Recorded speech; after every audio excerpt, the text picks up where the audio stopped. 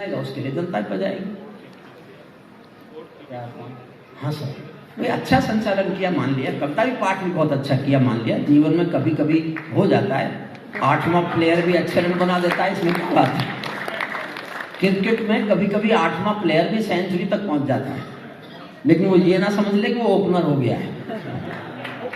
आदरणीय प्लीज हे श्रद्धे आर्य को केशव का 5 जन्म भी गहन मौन में खोया हूँ, उन बेटों की याद कहानी लिखते लिखते रोया हूँ, उन बेटों की याद कहानी लिखते लिखते रोया हूँ, जिस माथे की कुमकुम बिंदी वापस लौट नहीं पाई, चुटकी झुमके पायल ले गए कुर्बानी की यमराई, कुछ बहनों की राखी जल गई है बर्फीली घाटी में, बेटी के गठबंधन मिल गए हैं करगिल की माटी में, पर्वत पर कितने सिंदूरी सपने दफन हुए होंगे, 20 बसंतों के मधुमासी जीवन हवन हुए होंगे, टूटी चूड़ी धुला महावर रूठा कंगन हाथों का, कोई बोल नहीं दे सकता बासंती जज्बातों का, कोई बोल नहीं दे सकता बासंती जज्बातों का, जो पहले पहले चुंबन के बाद लाभ पर चला गया।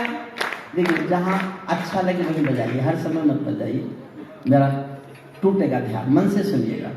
जो पहले पहले एक पल जुड़िए मुझसे, जो पहले पहले चुंबन के बाद लाम पर चला गया, नई दुल्हन की सेज छोड़कर युद्ध काम पर चला गया, उसको भी मीठी नींदों की करवट याद रही होगी, खुशबू में डूबी यादों की सलवट याद रही होगी, खुशबू में डूबी यादों की। और मैं जीवन की सबसे अच्छी पंक्ति पढ़ता हूँ, निहाल जी आपको समर्पित करता हूँ। मैंने जीवन में केवल एक पंक्ति अच्छी लिखी है, मुझे जी भरकर तालियों से दाद दे देना, जी भरकर। मैंने एक ऐसी पंक्ति और लिख ली तो मैं घोषणा कर दूंगा मैं कवि हो गया। अभी मैं अपने को एक लाइन का कवि मानता हूँ, मैंने जीवन में एक ही पंक्ति अच्छी लिखी है, और वो मैं इस देवभूमि पर गंगा के किनारे भरत मंदिर में आपके सामने सुना रहा हूँ। सुनो, उनको भी मीठी नींदों के सरवट याद रही होगी, उनको भी मीठी नींदों की करवट याद रही होगी, खुशबू में डूबी यादों की सलवट याद रही होगी, उन आंखों की 2 बूंदों से 7 सागर हारे हैं, उन आंखों की 2 बूंदों से 7 सागर हारे हैं, जब मेहंदी वाले हाथों ने मंगलसूत्र उतारे हैं, जब मेहंदी वाले हाथों, उन आंखों की 2 बूंदों से 7 सागर हारे हैं, जब मेहंदी वाले हाथों ने मंगलसूत्र उतारे हैं, गीली मेहंदी रोई होगी छुपके घर के कोने में, ताजा काजल छूटा होगा चुपके चुपके रोने में, जब बेटे की अर्थी आई होगी सोने आंगन में, शायद दूध उतरवाया हो बूढ़ी माँ के दामन में, शायद दूध उतरवाया हो बूढ़ी माँ के दामन में, वो विधवा पूरी दुनिया का बोझा सर ले सकती है। ऐसा भी हुआ एक घटना अजान के पास की, कल्पना नहीं, अजान के पास एक गांव है भरतपुर के पास अजान, वहाँ का एक बेटा शहीद हुआ वीरेंद्र सिंह, उसकी पत्नी का नाम है गायत्री, मैं उनके सम्मान में गया हूँ, तब मैं पढ़ रहा है। उसके बाद यहाँ आपके देहरादून में भी घटना घटी, लेकिन ये पहली घटना है जब किसी स्त्री ने अर्थी को कंधा दिया।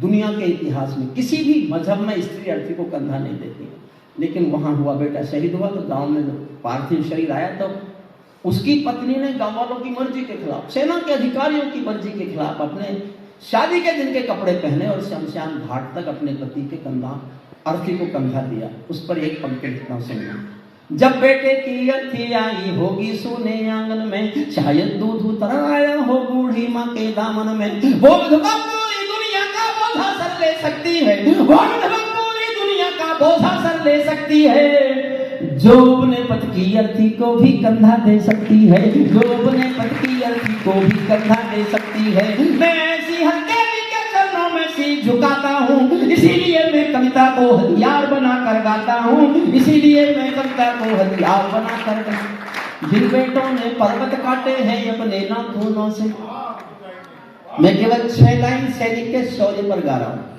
क्या है सैनिक? जिन बेटों ने पर्वत काटे हैं अपने नाखूनों से, उनकी कोई मांग नहीं है दिल्ली के कानूनों से, जो सैनिक सीमा रेखा पर ध्रुव तारा बन जाता है, उस कुर्बानी के दीपक से सूरज भी शर्माता है, गर्म दहाने पर तोपों के जो सीने अड़ जाते हैं, उनकी गाथा लिखने को अंबर छोटे पड़ जाते हैं, उनके लिए हिमालय कंधा देने को झुक जाता है, उस पल को सागर की लहरों का गर्जन रुक जाता है, उस सैनिक के शव का दर्शन तीर्थ जैसा होता है। चित्र शहीदों का मंदिर की मूरत जैसा होता है, चित्र शहीदों का मंदिर की मूरत जैसा। क्या ये देश उन्हीं का है जो सीमा पर मर जाते हैं? अंतिम 8 लाइन सुन लो। क्या ये देश उन्हीं का है जो सीमा पर मर जाते हैं, अपना खून बहा कर टीका सरहद पर कर जाते हैं। कोई युद्ध वतन की खातिर सबको लड़ना पड़ता है, संकट की घड़ियों में सबको सैनिक बनना पड़ता है। जो भी कौम वतन की खातिर मरने को तैयार नहीं, उसकी संतति को आजादी जीने का अधिकार नहीं, उसकी संतति को आजादी। अंतिम 2 लाइन मैं 1 लाइन नेता पे लिखना चाहता था। आज तो कोई ज्यादा बड़े नेता आए नहीं, आते भी तो भी मैं पढ़ता। 1 लाइन में नेता पे ऐसी लिखना चाहता था जिससे ज्यादा गुस्से में नेता जिसे कुछ नहीं कह सकते आप, सर्वाधिक गुस्सा जिस लाइन में हो। और मैं इतनी चालाकी से लिखना चाहता था कि अगर वो सामने बैठे हों तो उनकी समझ में ना आए कि ये कवि कह क्या रहा है, और समझ में भी आए तो इतनी देर में आए जब तक मैं निकल जाऊं। विदा करना मुझे अंतिम लाइन से मैं जानना चाहता हूं मैं इस काम में सफल हुआ कि नहीं हुआ। कौन आएंगे धन्यवाद देने? विनय, अभी मेरे बात पे धन्यवाद देने आएंगे जनता का। कवियों का किस बात का धन्यवाद? पेमेंट दे दिया आपने बहुत, किसी का रह गया हो तो उसका दे देना है, अगले साल बुला कर दे देना। अंतिम पंक्ति से विदा करना मुझे, मैं जानना चाहता हूं मुझे कितने प्यार से आपने सुना है। सैनिक अपने प्राण गंवाकर देश बड़ा कर जाता है। चौथी पंक्ति पर आपकी तालियां बताएंगी कि आपने मुझे कितने प्यार से सुना, कितना मन दिया, कितना मेरे प्रति आपका विश्वास।